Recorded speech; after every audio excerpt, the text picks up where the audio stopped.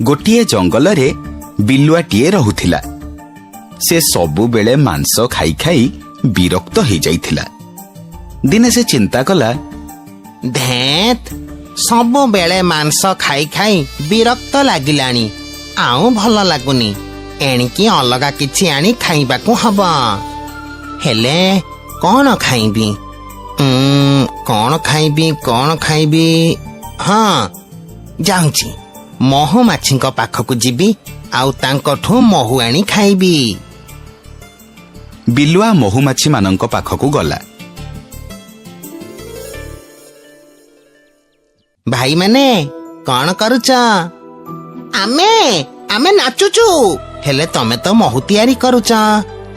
ଦେଖୁଛ ତ ଆମେ ମହୁ ତିଆରି କରୁଛୁ, ପୁଣି ପଚାରୁଛ କାହିଁକି? କୁହ କଣ ଦରକାର ତମର? ଆମ ପାଖରେ ତମ ଭଳିଆ ଅଳସୁଆଙ୍କ ସହ କଥା ହେବାକୁ ସମୟ ନାହିଁ। ଆରେ ତମେ ଏମିତି ରାଗୁଛ କାହିଁକି? ମୁଁ ତମ ପାଖକୁ ଗୋଟେ କାମରେ ଆସିଥିଲି। କି କାମ? କଥା କଣ କି, ମାଂସ ଖାଇ ଖାଇ ମତେ ବିରକ୍ତ ଲାଗିଲାଣି। ତେଣୁ ମୁଁ କହୁଥିଲି କି ମତେ ଯଦି କିଛି ମହୁ ଦିଅନ୍ତ ତ ଭାରି ଭଲ ହୁଅନ୍ତା। ହେଲେ ମହୁ ବଦଳରେ ତମେ ଆମକୁ କଣ ଦବ? ଆମେ ତ ଗୋଟେ ଜଙ୍ଗଲରେ ସମସ୍ତେ ମିଳିମିଶି ରହୁଛେ। ଆମେ ପରସ୍ପରଙ୍କ ସୁବିଧା ଅସୁବିଧାରେ ସହଯୋଗ କରିବା ନିହାତି ଦରକାର। ଆଉ ସହଯୋଗ କଲେ କଣ ତାର ପାଉଣା ମଗାଯାଏ? ତମେ ଆଉ ଏତେ ବୁଲେଇକି କଥା କୁହନି। ଜଙ୍ଗଲର ପ୍ରାଣୀମାନଙ୍କ ସୁବିଧା ଅସୁବିଧାରେ ତମେ କେତେ ଯାଇ ଛିଡା ହୁଅ ଆମେ କଣ ଜାଣିନୁ? ଅଯଥାରେ ଆମ ସମୟ ନଷ୍ଟ କରନି। ଏତିକି ମହୁ ତିଆରି କରିବାକୁ ଆମେ କେତେ କଷ୍ଟ କରୁଛୁ, ଆଉ ତମେ କହୁଛ କଣ ନା ଆମେ ତମକୁ ମାଗଣାରେ ଦେଇଦବୁ? ଦେଖ, ତମେ ମତେ ଯଦି ମହୁ ଦବ, ତାହେଲେ ମୁଁ ତମକୁ ଗୋଟାଏ ଭଲ ଗଛକୁ ନେଇଯିବି, ଯୋଉଠି ତମେ ଶାନ୍ତିରେ ବସି ମହୁ ତିଆରି କରିପାରିବ। ଥାଉ, ତମେ ବହୁତ ଭଲ ଭାବେ ମିଛ କହି ଜାଣିଛ। ଆମକୁ ଆଗ ସେ ଗଛ ପାଖକୁ ନେଇ ଚାଲ, ତାପରେ ଯାଇ ଆମେ ତମକୁ ମହୁ ଦବୁ। ବିଲୁଆ ମନେ ମନେ ଚିନ୍ତା କଲା ଯେ ମହୁମାଛିମାନେ ତାକୁ ଜମାରୁ ବି ମାଗଣାରେ ମହୁ ଦେବେନି। ସେ କଣ କଲା ନା, ମହୁ ଫେଣା ଉପରକୁ ଡେଇଁ ପଡ଼ିଲା, ଆଉ ମହୁ ଫେଣାଟାକୁ ଭାଙ୍ଗିଦେଲା। ବିଲୁଆର ଏଭଳି କାଣ୍ଡ ଦେଖି ମହୁମାଛିମାନେ ବହୁତ ରାଗିଗଲେ, ଆଉ ବିଲୁଆକୁ ସେମାନେ ମନ ଇଚ୍ଛା ବିନ୍ଧିଲେ। ବିଲୁଆ ଯନ୍ତ୍ରଣାରେ ଛଟପଟ ହେଇ ସେଠୁ ଦୌଡ଼ି ପଳେଇଲା। ନା, ସେ ମହୁମାଛି ମାନଙ୍କଠୁ ସହଜରେ ମହୁ ଆଣି ହବନି। ମତେ ଆଉ ଗୋଟେ ଉପାୟ କରିବାକୁ ହବ। ବିଲୁଆ ଗୋଟେ ଉପାୟ କଲା। ସେ ସିଧା ଯାଇ ଭାଲୁର ଗୁମ୍ଫା ପାଖରେ ପହଞ୍ଚିଲା। ଭାଲୁ ଭାଇ, ଓ ଭାଲୁ ଭାଇ, କୁଆଡେ ଗଲ ଯେ? କିଏ? ଆରେ ବିଲୁଆ ଭାଇ, ତମେ? କୁହ କଣ ହେଇଛି? ଭାଲୁ ଭାଇ, ମୁଁ ତମକୁ ଗୋଟେ କଥା କହିବି, ରଖିବ? ହଁ, କୁହ। ଭାଇ, ମୁଁ ଶୁଣିଲି ଗତ ବର୍ଷ ବାତ୍ୟାରେ ତମ ପରିବାରର କୁଆଡେ ସମସ୍ତେ ମରି ଯାଇଥିଲେ। ମତେ ବହୁତ କଷ୍ଟ ଲାଗିଲା। ଏକୁଟିଆ ଚଳିବାକୁ ତମକୁ ଭଲ ଲାଗୁନଥିବ। ତେଣୁ ମୁଁ ତମ ସହ ତମ ଗୁମ୍ଫାରେ ରହିବାକୁ ଚାହୁଁଛି। ମତେ ତମ ପାଖରେ ରଖିବ ନା? ଇଏ ତ ବହୁତ ଭଲ କଥା। ଏଇ ଗୁମ୍ଫାରେ ମତେ ଏକୁଟିଆ ରହିବାକୁ ଜମାରୁ ବି ଭଲ ଲାଗୁନି। ତମେ ମୋ ସହ ରହିଲେ ମତେ ଟିକେ ଭଲ ଲାଗିବ, ଆଉ ମନଟା ବି ହାଲକା ଲାଗିବ। ବିଲୁଆ ଭାଲୁ ସହ ତା ଗୁମ୍ଫାରେ ରହିଲା, ଆଉ ଭାଲୁ ଯାହା ଶିକାର କରି ଆଣିଲା ତାକୁ ଭାରି କଷ୍ଟରେ ଖାଇ ଚଳିଲା। ଦିନକର କଥା। ଭାଲୁ ଭାଇ, ଟିକେ ମହୁ ଆଣିଲେ ହୁଅନ୍ତାନି? ସବୁବେଳେ ମାଂସ ଖାଇ ଖାଇ ବିରକ୍ତ ଲାଗିଲାଣି। ଆରେ ଏଇ ଗୋଟେ କଥା, ଆସ ମୋ ସହ। ଭାଲୁ ବିଲୁଆକୁ ଗୋଟିଏ ଗୁମ୍ଫାକୁ ନେଇକି ଗଲା। ସେଠି ପହଞ୍ଚି ବିଲୁଆ ଯାହା ଦେଖିଲା ତାକୁ ସେ ବିଶ୍ୱାସ କରିପାରିଲା ନାହିଁ। ସେ ଦେଖିଲା ଗୁମ୍ଫାଟି ମହୁରେ ଭର୍ତ୍ତି ହେଇଛି। ଭାଲୁ ଗୋଟାଏ ମହୁ ପାତ୍ର ଆଣି ବିଲୁଆକୁ ଦେଲା। ବିଲୁଆ ମହୁ ପିଇକି ଖୁସିରେ ଭାଲୁ ସହ ଗୁମ୍ଫାକୁ ଫେରିଲା।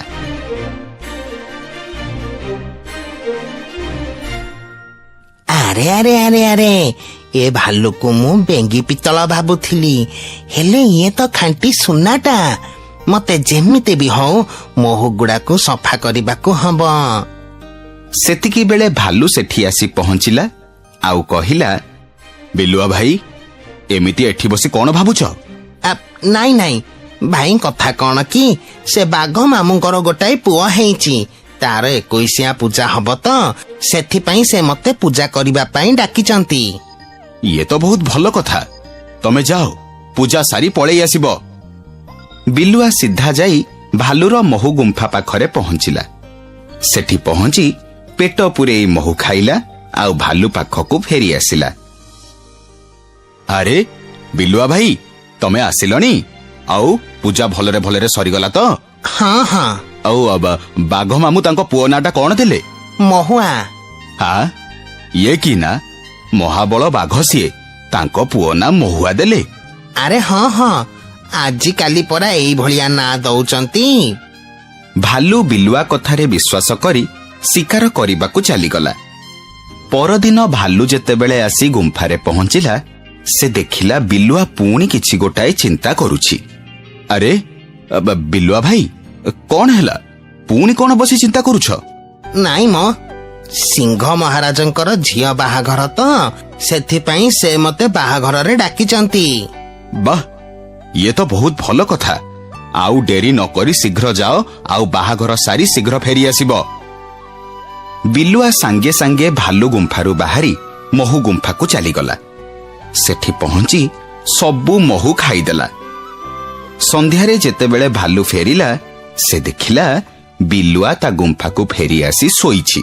ବିଲୁଆ ଭାଇ, କେତେବେଳେ ଆସିଲ? ମୁଁ ଏଇ ଅଧଘଣ୍ଟା ହେଲା ଆସିଲି। ଆଉ ବାହାଘର ଭଲରେ ହେଇଗଲା ତ? ହଁ ହଁ। ଆଚ୍ଛା ଭାଇ, ଘ ମହାରାଜଙ୍କ ଜ୍ୱାଇଁଙ୍କ ନାଁ କଣ? ଚାଟି ଚୁଟି ସବୁ ସଫା। ହଁ, ଇଏ କି ନା? ଆରେ ତମେ ଜାଣିନ ଭାଲୁ ଭାଇ, ଆଜିକାଲି ଏଇଭଳିଆ ନାଁ ଦିଆଯାଉଛି। ଆଉ ତାପରେ ବି ସେମାନେ ରାଜରାଜୁଡା ଲୋକ, ସେମାନଙ୍କର ଯେମିତି ଇଚ୍ଛା ସେମାନେ ସେମିତିକା ନାଁ ଦଉଛନ୍ତି। ବିଲୁଆ କଥା ଶୁଣି ଭାଲୁ ଆଉ ତା ସହ ଯୁକ୍ତି କଲା ନାହିଁ। ପରଦିନ ସକାଳେ ବିଲୁଆର ପେଟରେ ଯନ୍ତ୍ରଣା ହେଲା। ସେ ଆଉ କଷ୍ଟ ସହି ନ ପାରି ଭାଲୁ ଆଗରେ ତା ଯନ୍ତ୍ରଣା ବିଷୟରେ କହିଲା। ବିଲୁଆର ଯନ୍ତ୍ରଣା କଥା ଶୁଣି ଭାଲୁର ତା ଉପରେ ସନ୍ଦେହ ହେଲା। ସେ କଣ କଲା ନା, ସିଧା ଯାଇ ତା ମହୁ ଗୁମ୍ଫାରେ ପହଞ୍ଚିଲା ଆଉ ଦେଖିଲା ସେଠି ଆଉ ଟିକିଏ ବି ମହୁ ନାହିଁ। ଭାଲୁ ଏକଥା ବୁଝିଗଲା ଯେ ସବୁ ମହୁ ବିଲୁଆ ଖାଇ ଦେଇଛି। ସେ ରାଗରେ ସେଠୁ ଫେରି ଆସିଲା ଆଉ ବିଲୁଆ ପାଖରେ ପହଞ୍ଚିଲା। ବେଇମାନ କୋଉଠିକାର, ଇଏ ତୁ କଣ କଲୁ? ମହୁ ଗୁମ୍ଫା ତତେ ଦେଖେଇଲି ବୋଲି ତୁ ସେଠୁ ସବୁ ମହୁ ସଫା କରିଦେଲୁ। ଏବେ ଶୀତ ଦିନ ଆସିଲେ ମୁଁ କେମିତି ଚଳିବି, କଣ ଖାଇବି? ମତେ କ୍ଷମା କରିଦିଅ ଭାଲୁ ଭାଇ, ମୁଁ କେବେ ବି ଆଉ ଏମିତି ଭୁଲ କରିବିନି। ତତେ ମୁଁ ଆଉ ଭୁଲ କରିବାର ମଉକା ହିଁ ଦେବିନି। ଦେଖ ଦେଖ ଭାଇ, ମୁଁ ଏବେ ଅସୁସ୍ଥ, ମୋର ଦେହ ଭଲ ନାହିଁ। ରୋଗୀଙ୍କ ଉପରେ ପ୍ରହାର କଲେ ତମକୁ ଜଙ୍ଗଲରୁ ସମସ୍ତେ ବାହାର କରିଦେବେ। ତୁ ମୋ ବିଶ୍ୱାସ ଉପରେ ପ୍ରହାର କରିଛୁ, ମୋଠୁ ବଡ ପାପ କରିଛୁ ତୁ। ଛାଡିବିନି ତତେ ଆଜି ମୁଁ। ଭାଲୁ ବିଲୁଆ ଉପରେ ଆକ୍ରମଣ କଲା ଆଉ ତାକୁ ମାରି ଖାଇଦେଲା। ଏଥିରୁ ଆମେ କଣ ଶିଖିଲେ? କାହା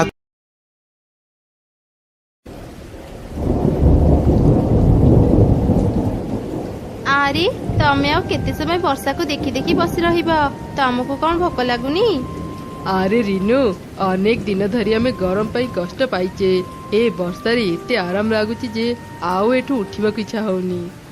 ଆଚ୍ଛା ଆଚ୍ଛା, ସେତିକି ବର୍ଷା ପାଖରେ ବସିଥାଅ, ମୁଁ ଆଜି ଖିଚୁଡ଼ି ରାନ୍ଧିଛି, ଆସ ଖାଇବ। ସତରେ ତୁ ଆଜି ଖିଚୁଡ଼ି କରିଛୁ? ମତେ ନା ଆଜି ମାଛ ଖାଇବାକୁ ଭାରି ଇଚ୍ଛା ହଉଛି। ତୁ ଆଉ କିଛି ସମୟ ଅପେକ୍ଷା କର, ମୁଁ ଯାଇ ବଜାରରୁ ମାଛ ନେଇ ଆସେ। ମାଛ ଭଜା ଆଉ ଖିଚୁଡ଼ି ଖାଇବାକୁ ଭାରି ମଜା ଲାଗିବ। ଆଚ୍ଛା ହଉ ଯାଅ, ହେଲେ ଶୀଘ୍ର ଘରକୁ ଫେରିବ। ତାପରେ ରାଜୁ ଚଢ଼େଇ ସେଇ ବର୍ଷାରେ ବଜାରକୁ ଗଲା ମାଛ ଆଣିବା ପାଇଁ। ସେ ବର୍ଷା ଦେଖି ତ ବହୁତ ଖୁସି ଥିଲା। ହଠାତ୍ ଅଧା ରାସ୍ତାରେ ତାର ଛତା ପବନରେ ଉଡ଼ିଗଲା। ଆରେ ଆରେ, ଏ କଣ ହେଇଗଲା? ମୋ ଛତା କୁଆଡେ ଉଡ଼ିଗଲା?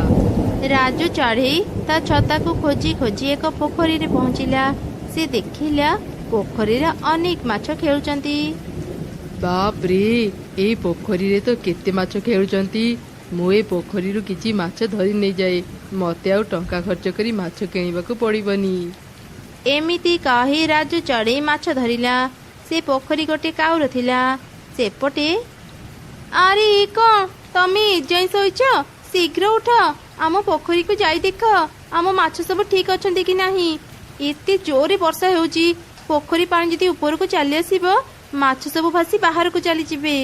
ହଁ ତୁ ଠିକ କଥାରେ ମନେ ପକେଇଲୁ। ମୁଁ ଏବେ ଆମ ପୋଖରୀକୁ ଯାଉଛି।